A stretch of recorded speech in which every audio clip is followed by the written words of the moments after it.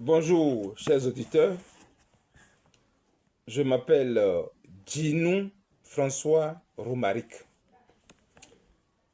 Je voudrais animer une petite chronique juridique pour parler du châtiment corporel.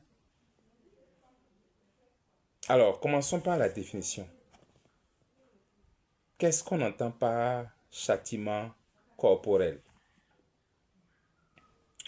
Le châtiment corporel, c'est le fait de se servir de courroies, de chicottes, de fouets, de bâtons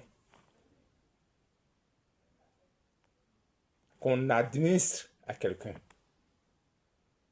On se sert de ça pour punir la personne en lui administrant des coups répétitifs dans l'intention de lui infliger une douleur physique afin de l'amener à se repentir, à avouer sa faute et à ne plus en arriver à la récidive. Ce faisant, on fait mal à la personne. Il arrive qu'on blesse la personne. Et malheureusement, on a pu constater des cas de décès à la suite du châtiment corporel dans nos écoles et aussi bien à la maison par certains parents.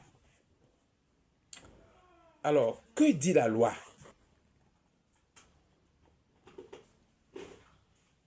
Que disent les lois en vigueur présentement au Bénin au sujet du châtiment corporel? Alors, on entend certaines personnes dire que c'est de nos jours qu'ils entendent parler de l'interdiction du châtiment corporel dans nos écoles. Ce qui n'est pas vrai.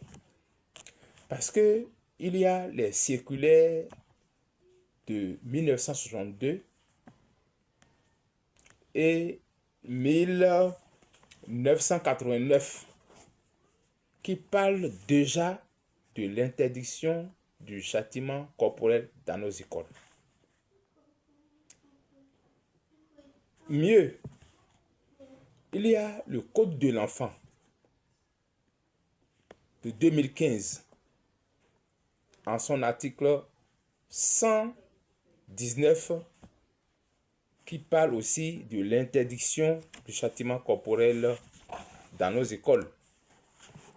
Voici le Code de l'enfant. Alors, je vous lis l'article 119. Cet article dispose: toutes les formes de châtiment corporel sont interdites à l'école, dans les centres d'apprentissage professionnel et dans les structures d'accueil. Le Bénin a aussi signé des conventions qui parlent de la préservation des droits de l'enfant. Et pour couronner le tout,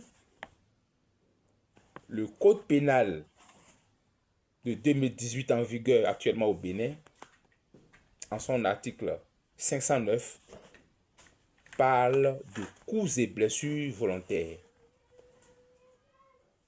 Alors, au thème de cet article, si vous êtes coupable de coups et blessures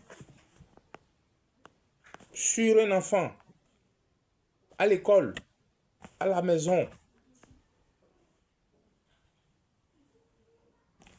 et qu'on remarque, on constate que c'est à la suite des coups et blessures que vous lui avez infligés que cet enfant est obligé d'être alité pendant 8 jours.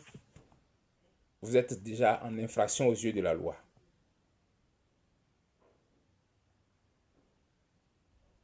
Si malheureusement l'enfant a un œil crevé, ou si la mort s'ensuit, alors là, la condamnation est beaucoup plus sévère.